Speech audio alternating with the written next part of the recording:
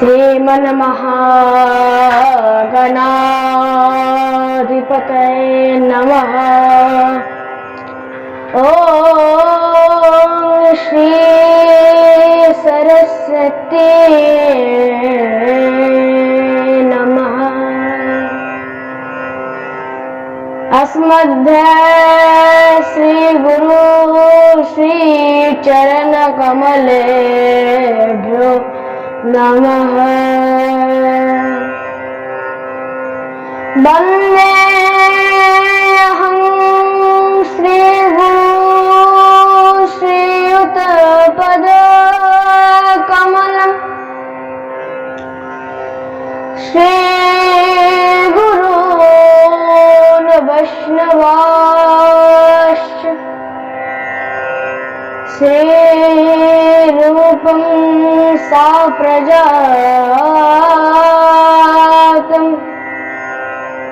सहगण रघुनाथं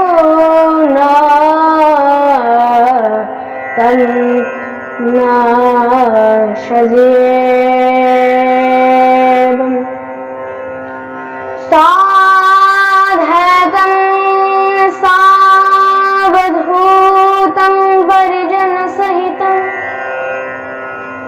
श्रीकृष्ण चैतन्य चन्द्रदेवं श्री राधा कृष्ण वादन सहगण ललिता श्री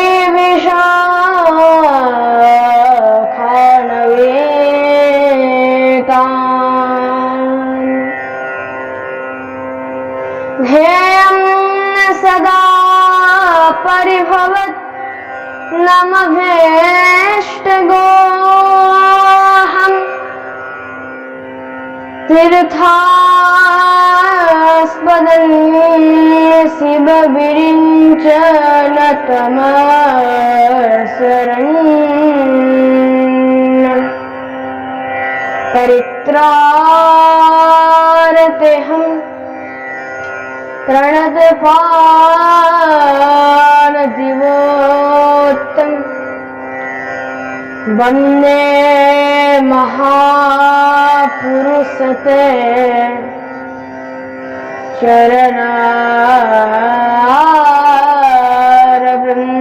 चरणारविन्दम् नारायणं नमस्कृतं नरं चैव नरोत्तमं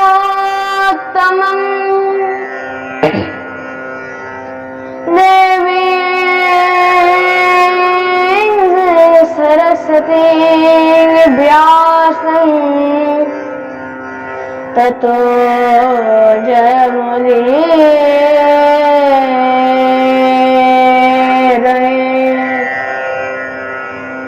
शुकरो प्रबोधयतं सर्वशास्त्रविशारद एतत् कथा प्रकाशेन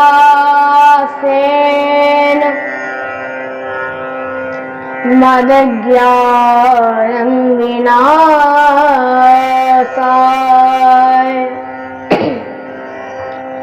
अतुलितबलधामं स्वर्णशैलावधीधं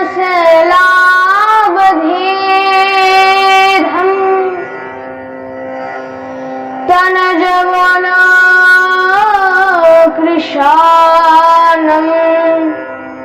ज्ञाननापत्रगण्यं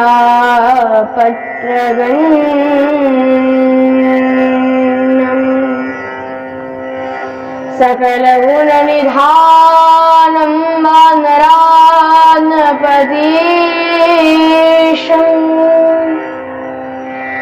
रघुपति प्रिय भक्तं वातजातं नमो नमः। श्री कृष्ण चैतन्य प्रभु नित्यानंद श्री अद्वैत गदाधर श्रीवासादि गौर भक्तवृंद।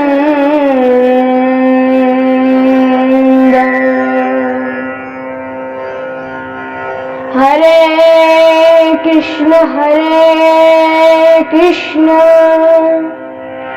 कृष्ण कृष्ण हरे हरे हरे राम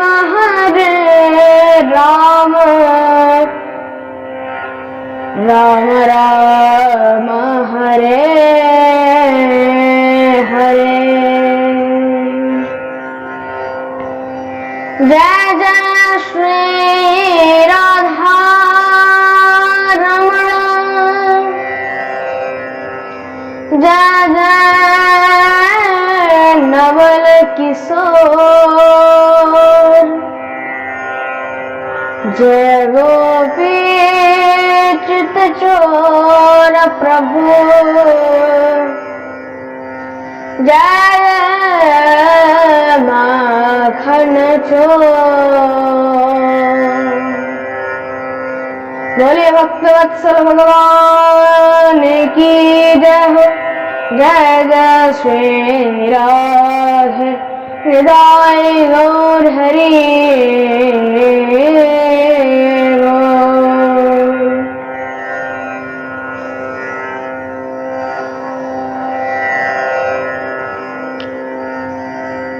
परमानंद चिन्मूर्ति अखिल ब्रह्मांड नायक जगत अधिपति त्रिलोकेश्वर नंदन ब्रजेंद्र नंदन भगवान श्री राधा श्याम सुंदरेर असीम कृपाय असीम अनुकंपाय আমরা আবারও ভাগবতের অমৃতময়ী রস আস্বাদন করার বিশেষ সৌভাগ্য প্রাপ্ত করিয়াছি।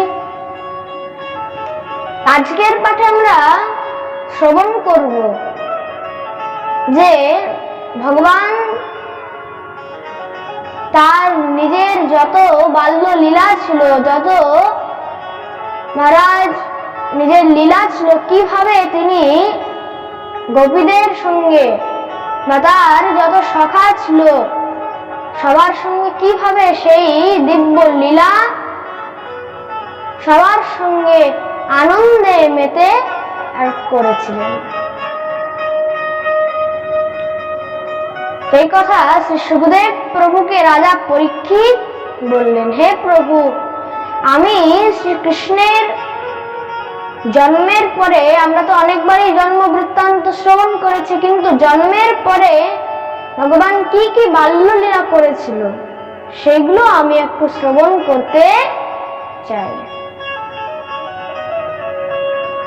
আমি সেগুলো শ্রবণ করতে চাই। শ্রী সুখদেব প্রভু শ্রবণ করাচ্ছেন।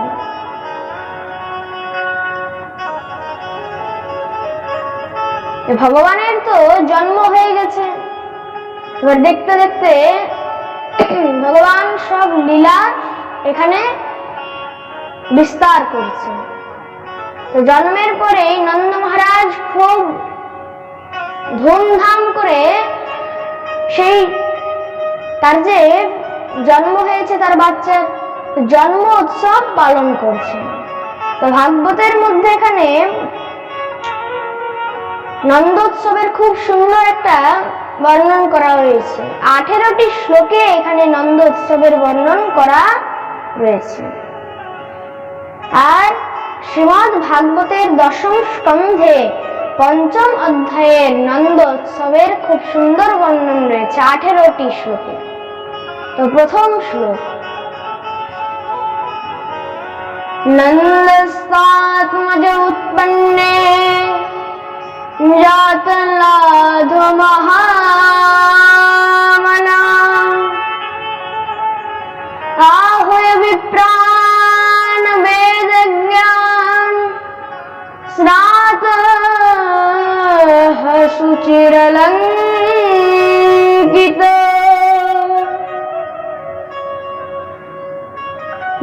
आचरित्वा स्वस्तयनं जातकर्माद्मजस्य वै कारयामासाविधिवत्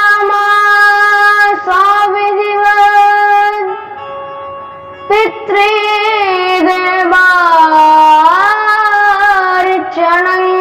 तथा। नंदस्तात्मज उत्पन्ने जातल्लाधो महामना आहूय विप्राण वेद ज्ञान स्नातः सुचिरलंकित। এখানে শ্রী সুখদেব প্রভু বন্দন করছেন যে নন্দের পুত্র রূপে, নন্দের আত্মজ রূপে কে এসছেন। দেখুন এখানে কোনো নাম নেওয়া হয়নি, কিন্তু যে মহারাজ কৃষ্ণ এসছে, বিষ্ণু এসছে, নারায়ণ এসছে, না গোপাল এসছে, না হরি এসছে, কোনো নাম নেওয়া হয়নি। তাহলে বলছে কে এসছে, জাতল্লাধ মহামনা, আহ্লাদ এসছেন। কে এসছেন জয় বলুন, আহ্লাদ। নন্দের ঘরে কে এসছেন, আহ্লাদ। আহ্লাদ মানে কি, আনন্দ। দেখুন ভগবান তাকে কোনো নাম ধরে ডাকা হয়নি, কিন্তু তাকে আনন্দ বলে এখানে বলা হয়েছে। কে এসছে নন্দের ঘরে, না আনন্দ এসছে, আহ্লাদ এসছে। জাতল্লাধ মহামনাহা, মহারাজ আহ্লাদ এসছে। ভগবান দেখুন যেখানে যান সেখানে শুধু আনন্দই আনন্দ হয়, তাই তো? ভগবান যেখানে যান, ভগবানের যেখানে কথাও হয় সেখানেও শুধু আনন্দই আনন্দ হয়। তার জন্য দেখবেন বলে না, নন্দকে আনন্দ भयो जय कन्हैया लाल की, हाथी दिए घोड़ा दिए और दिए पाल की। प्रेम से बोलो राधे राधे। তো বলছে কাকে দিয়েছে হাতি ঘোড়া, কাকে দিয়েছে পালকি। জওয়ানদেরকে হাতি ঘোড়া আর বুড়োদেরকে পালকি। নন্দকে আনন্দ भयो जय कन्हैया लाल की। এইভাবে দিব্য সেই নন্দের ঘরে আনন্দ চলছে।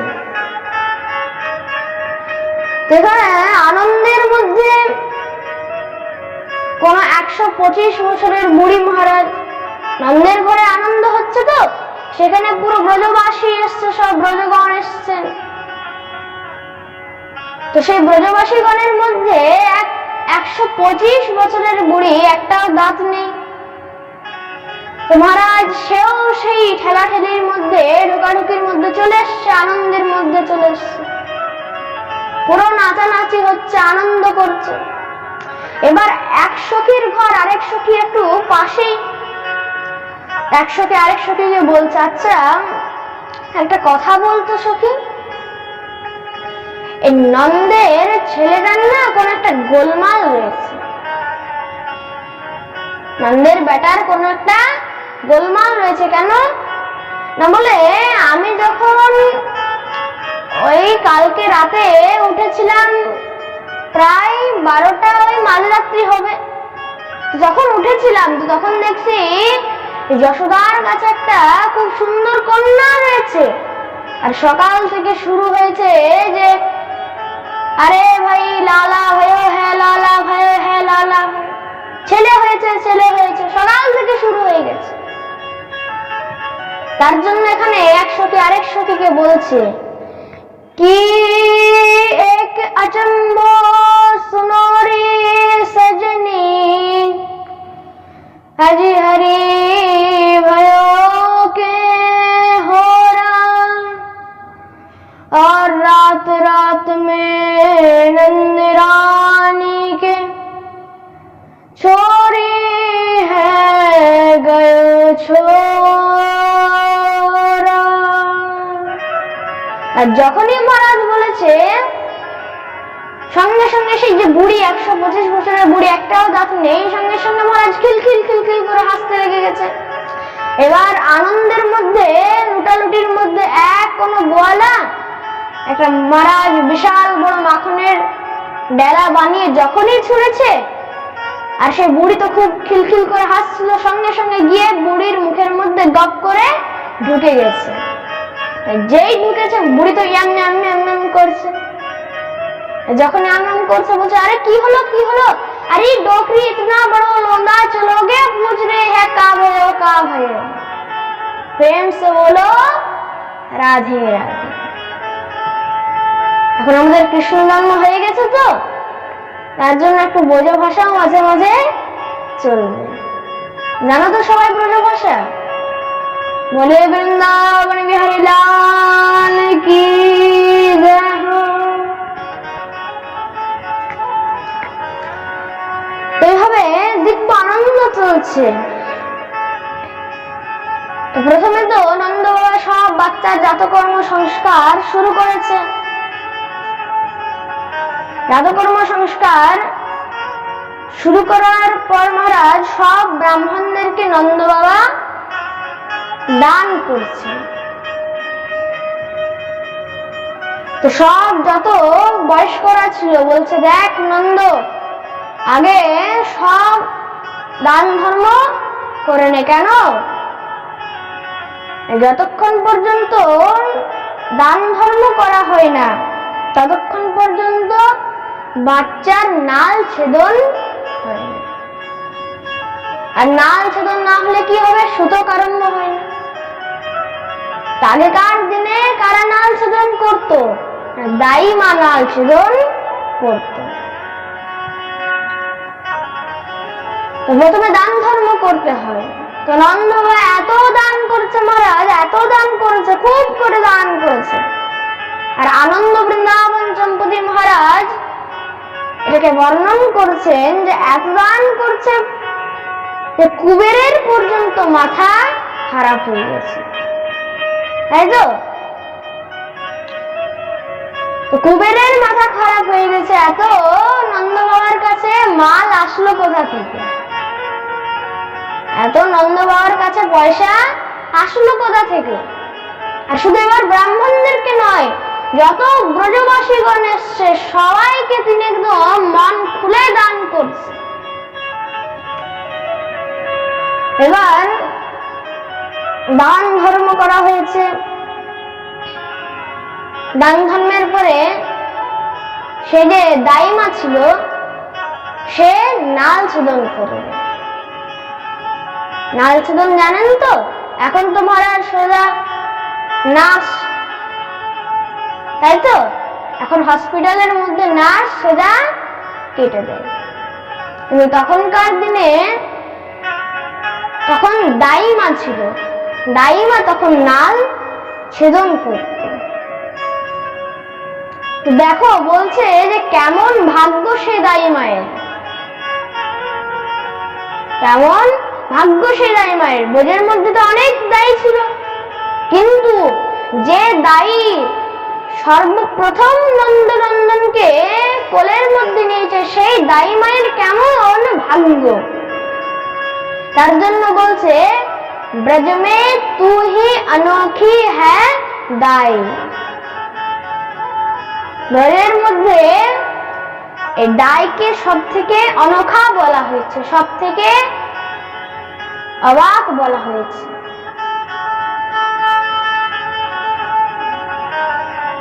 এবার সেই দাইমা নাল ছেদন করেছে। দেখতে দেখতে জাতকর্ম সংস্কার আরম্ভ হয়েছে। আর জাতকর্ম সংস্কার কেমন? যত বড় বড় ঋষিগণ ছিল, বড় বড় বেদজ্ঞ ব্রাহ্মণ সবাই এসে পড়ে জাতকর্ম সংস্কার শুরু করলেন। কেমন বেদজ্ঞ ব্রাহ্মণ না বলছে, আহুয় বিপ্রাণ বেদ জ্ঞান স্নাতঃ শুচি রলঙ্কিত। বড় বড় বেদজ্ঞ ব্রাহ্মণ এসছেন, এসে বাচ্চার জাতকর্ম সংস্কার আরম্ভ করেছে। কিভাবে? বাচ ইত্বা সস্তয়নং জাত কর্মাত মজস্বৈ কারয়ামাস সবিধিবৎ পিতৃদেবর্চনং তথা। প্রথমে তো মহারাজ স্বস্তি বাচন দিয়ে মঙ্গল পাঠ আরম্ভ করছেন। দেখুন, ঘরের মধ্যে যখন কোনো সুকার্য হবে, মন দিয়ে শুনবেন, বাড়ির মধ্যে ঘরের মধ্যে যদি কোনো যজ্ঞ হয় বা যদি কোনো গৃহপ্রবেশ হয় বা কারো যে কোনো অনুষ্ঠানে কোনো যদি সৎকর্ম হয়, শুভ কাজ হয়, তখন প্রথমে স্বস্তি বাচন দিয়ে দিব্য মঙ্গল পাঠ করতে হয়। দিব্য মঙ্গল পাঠ সেখানে স্বস্তি বাচন দিয়ে করা হয়েছে। আর বিশেষ করে পিতৃগণের পুজো করেছে। পিতৃ দেবার চরণ কথা মন দিয়ে শুনবেন। পিতৃগণের এখানে সেবা করা হয়েছে, পিতৃগণের বিশেষ করে পুজো করেছে। কেন? দেখুন, যখন পিতৃপুরুষ যখন তার বংশের উপর কৃপা করেন, তখন সেই বংশের অনেক বৃদ্ধি হয়। কিন্তু যখন পিতৃপুরুষকে যখন কেউ তর্পণ করে না, পিতৃপুরুষের নামে কোনো দান ধর্ম করে না, কোনো শ্রাদ্ধ করে না, কোনো পিণ্ডদান ইত্যাদি করে না, তখন পিতৃপুরুষের রাগ হয়ে যায় যে বেটা, আমারই জন্মে তুমি জন্মগ্রহণ করেছো, আমারই রক্তের সঙ্গে তুমি এখন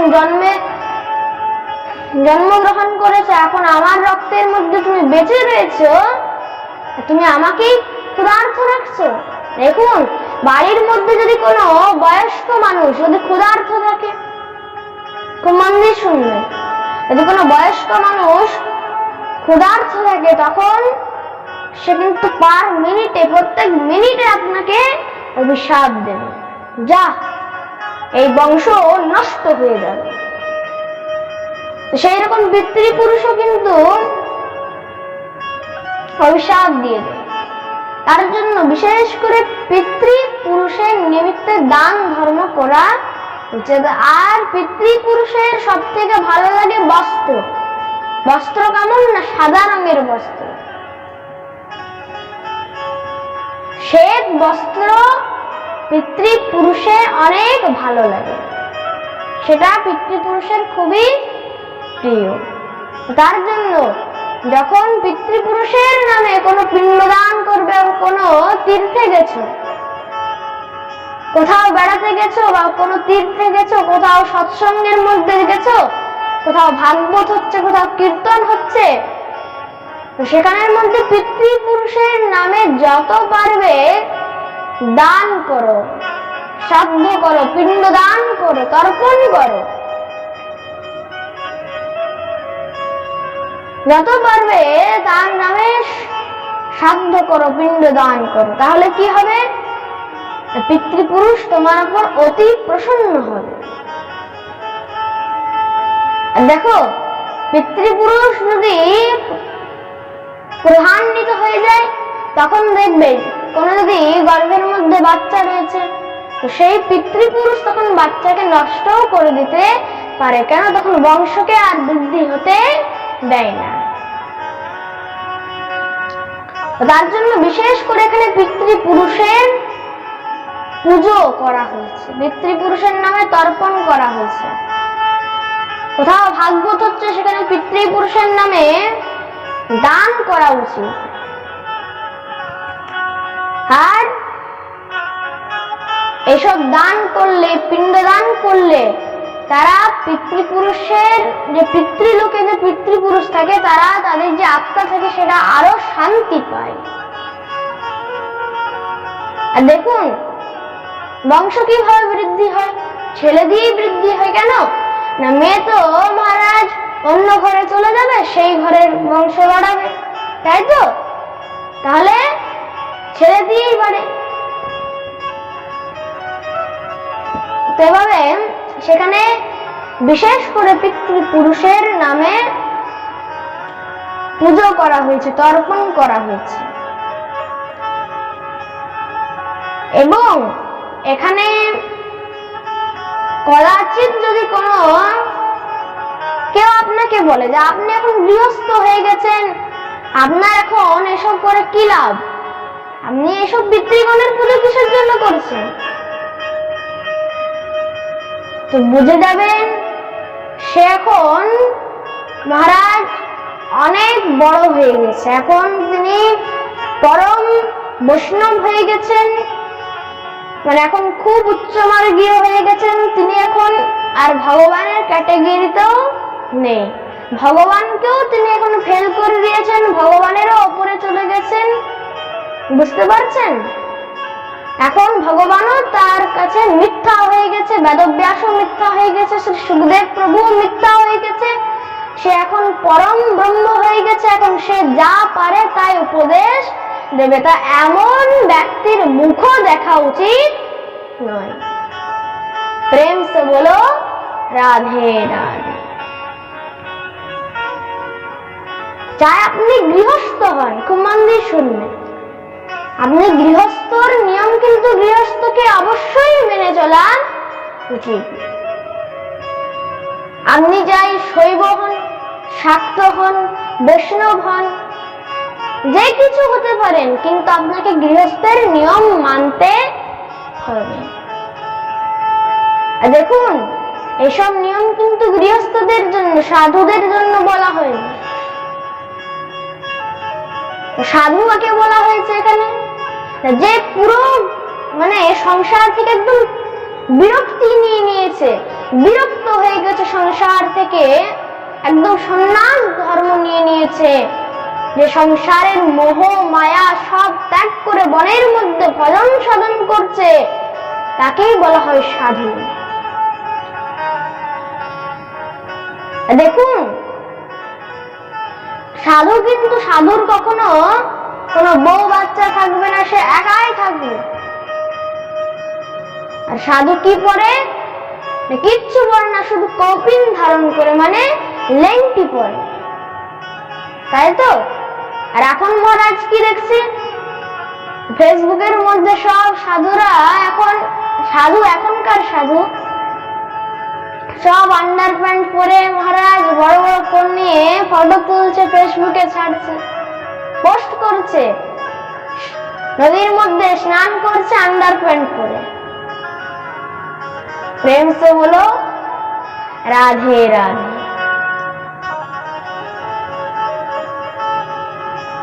তো এই যে এখন আন্ডার প্যান্ট পরছে, এগুলো কিন্তু সাধুদের নিয়ম নয়। সাধুরা সবসময় কৌপিন ধারণ করবে, কি পরবে? লেংটি পরবে। তো দেখুন, এই যে আন্ডার প্যান্ট বলা সাধুদের থেকে সবসময় কিন্তু দূরে থাকবে। আরে ভাই, সোজাসুজি গৃহস্থ হয়ে কেন থাকো না? লোকের কাছে তুমি পূজনীয় হবে, পুজো পাবে, নিজের জ্ঞান, নিজের তো কোনো জ্ঞান বাড়ছে না। তুমি বড় বড় আইফোন নিয়ে ঘরের মধ্যে বসে রয়েছ। জানেন, এখনকার যে সাধুরা রয়েছে সব এখন নতুন মডেলিস্ট হয়ে গেছে তো সাধুগুলো। তো কি হয়েছে না, এখন যারা সাধু সন্ন্যাস হয়ে গেছে, তারা তো মহারাজ বড় বড় ফ্ল্যাটে থাকে, বড় বড় ফ্ল্যাটের মধ্যে এসি 2-3টে করে থাকবে, তার মধ্যে 6-7টা করে রুম ফ্রেশনার, তারপরে মহারাজ আরো বডি স্প্রে, তারপর আরো মহারাজ অনেকগুলো 3-4টে করে ফোন থাকবে বড় বড়, তাই তো? 3-4টে করে ফোন থাকবে। আর বলছে তারা মহারাজ অনেক বড় বড়, মানে যারা এখন আমরা গৃহস্থ মানুষ এত বড় বড় গাড়িতে ঘুরি না, যত সাধুরা বড় বড় গাড়িতে ঘুরে, তাই তো? এরা হচ্ছে সাধু। প্রেম সে বলো রাধে রাধে।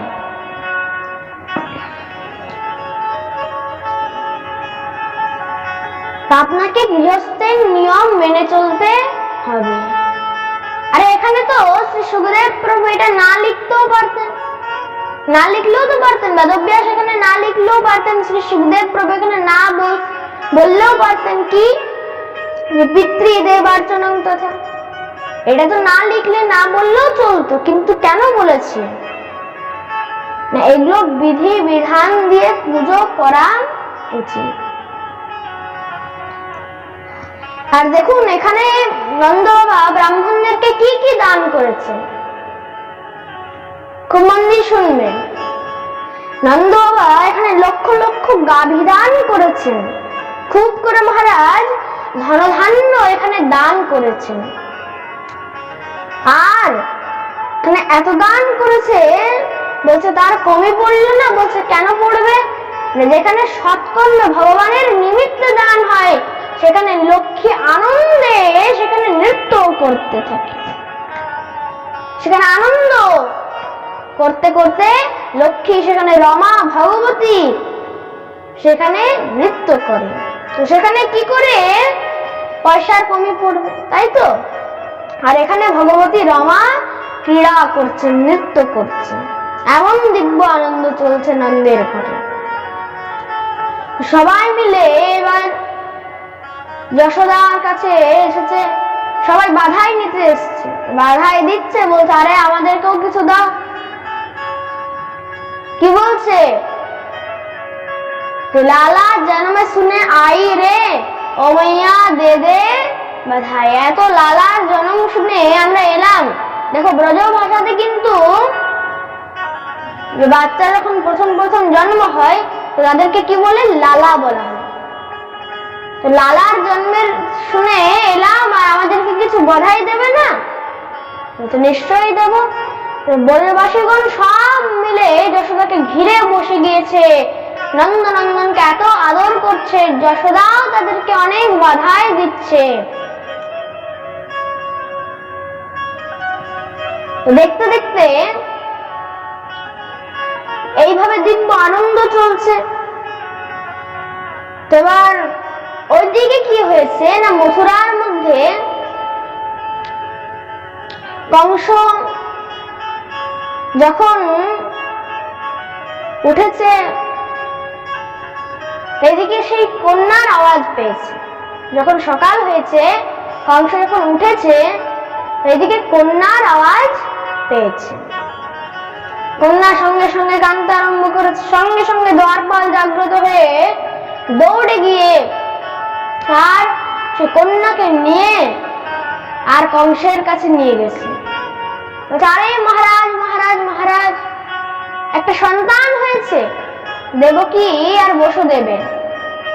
আচ্ছা কি হয়েছে, কি হয়েছে না একটা কন্যা হয়েছে।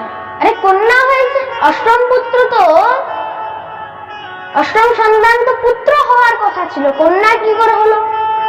নিশ্চয়ই দেবতাদের চাল, কিন্তু কন্যা বলে কি আমি ছেড়ে দেবো, না না না না। সঙ্গে সঙ্গে দেবকী আর বসুদেবের কাছে গিয়েছে, সেখানে গিয়ে দেবকী আর বসুদেবের কাছ থেকে সে কন্যা নিয়ে নিয়েছে। দেবকী বলছে আরে দাদা দাদা দাদা, এ তো কন্যা, তোমার ভয় তো অষ্টম সন্তান পুত্র থেকে, এ তো অষ্টম সন্তান কন্যা হয়েছে, তোমার কি ভয় এর থেকে, ছেড়ে দাও।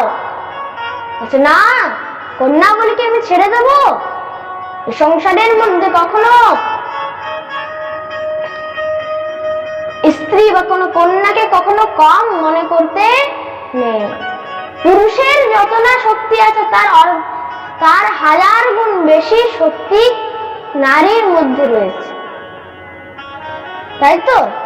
সংসারের মধ্যে কখনো স্ত্রীকে ছোট মনে করতে নেই।